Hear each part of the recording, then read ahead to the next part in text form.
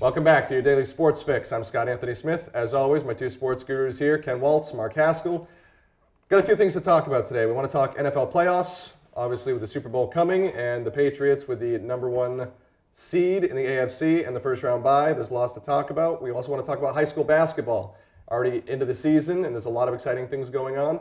And then maybe if we have a little extra time, these guys will just throw something at me that'll be fun to talk about. I'm sure you guys have a plethora of stuff anyway. You guys have so much sports stuff. So let's talk NFL playoffs. We've got the wild card weekend coming up. Who do you like? Well, I mean, you got the Saturday games. Obviously, you've got the Arizona-Carolina game. I think it's going to be. You kind of have to go with Carolina there. I mean, with all the quarterback problems that Arizona's had. I mean, they got Ryan Lindley at quarterback now. Yep. Probably packaging groceries a year ago, and now he's now he's in a playoff game. Cam Newton, he's healthy again, back from the car accident. Kelvin Benjamin. I think that's probably a slam dunk right there. So now, Ken, what do you think? Because Arizona started really hot all season. They seemed to be really high in the power rankings throughout the season. And then all of a sudden they started to taper off. They lost a few games. Carolina is actually going into the playoffs with a losing record, but they still were top in their division. Where do you see both teams? Well, Arizona, of course, lost their starting quarterback early in the season, which is a big deal.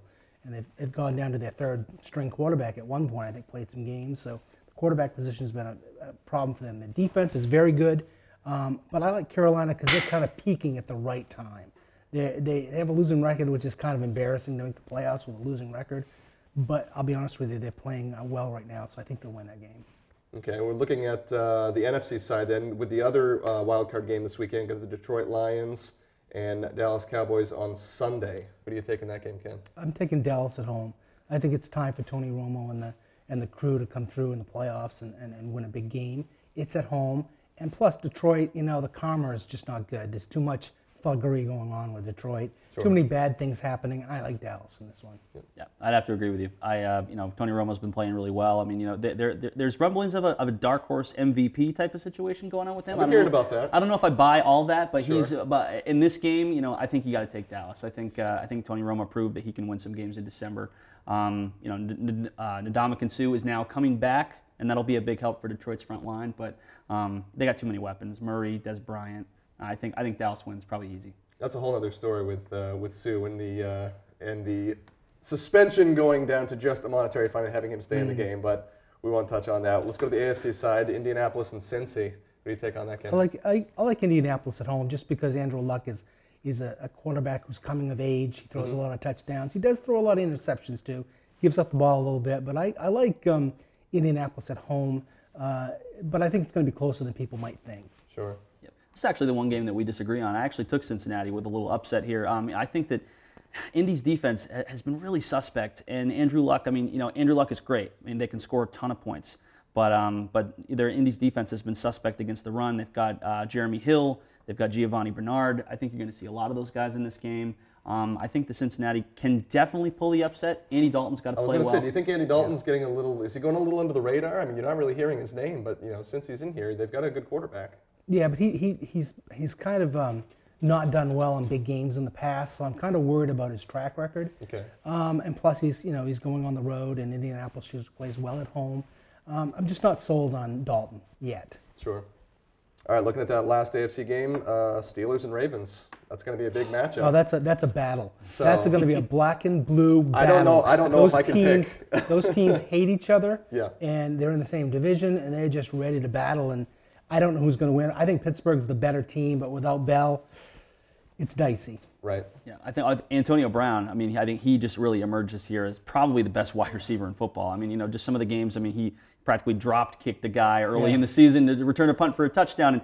And with Roethlisberger and the Bell thing, that may come into play. But you're right, these two teams don't like each other. It's going to be a really, really big game. But I think Pittsburgh's going to pull it out. And plus, I don't want to see Baltimore at Foxborough. Because Baltimore, Baltimore has a history of beating the Patriots. Yep. Even though they're the 6th seed, sure, they have a history of starting to play well, and maybe they can beat the Patriots at home. I don't know. Well, we won't talk about the last 2 Super Bowl visits and who squeaked their way into the playoffs and made it all the way up to. The you can't complain about having to maybe play the 6th seed in the playoffs, Ken. You can't do that. I can complain about what I want. I'm a Patriots fan. Exactly. Now, there's obviously a lot to talk about with Patriots, but if the Indianapolis Colts go on to play New England, and the Steelers go on to play Denver in both of those games, who do you see taking on the Patriots if they do win that divisional game? Who do you see in the conference championship?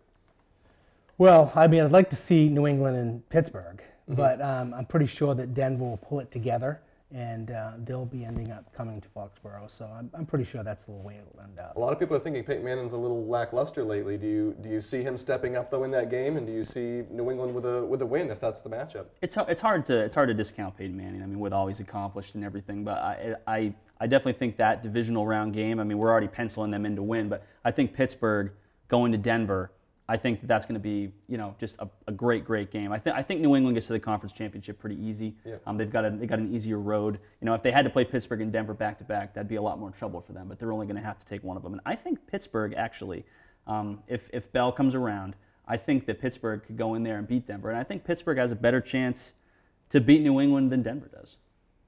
All right, let's move over to high school basketball. There's a lot going on already. You guys have already been out there covering games.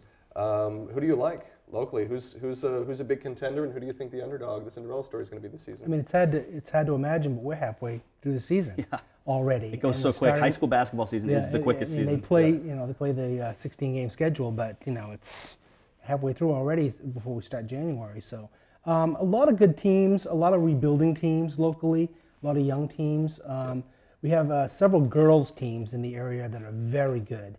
That may have a chance to challenge for maybe a regional title. The Camden Hills girls are very talented, and Mark will agree to that. Madomic Valley girls are very talented out of Waldoboro. And so Oceanside from the Thompson-Rockland area is very good on the girls' side. I would say those are probably the top 3 teams in the local area. Some of the other teams are younger, Belfast, Mountain View. Searsport's very good. In Western Class D, they're a very good team. So that's the girls' side. As far as the boys are concerned, I think it's Madomic Valley. Coach Nick DePatsy, veteran coach, has got those kids playing well, very well, and they're right there near the top. So they're doing well. Oceanside's a good team. Camden traditionally is a very good team, but they're down this year. It's the first time that I can remember in 30-plus years that they've had such a young team, and they're growing. So, just a few days ago, I saw the Madomic boys host Gardner, a couple 6-1 teams, and it was just a fantastic game. It kind of looked like Gardner was pulling away. One of Madomic's best players hits the bench. They get a technical. They come back. Michael Williamson and Colton Spear, they score 35 points between the two of them, and they rally to win that game. Both teams 7-1 now. I think that shot Madomic up to the top of the Eastern Class B heel points.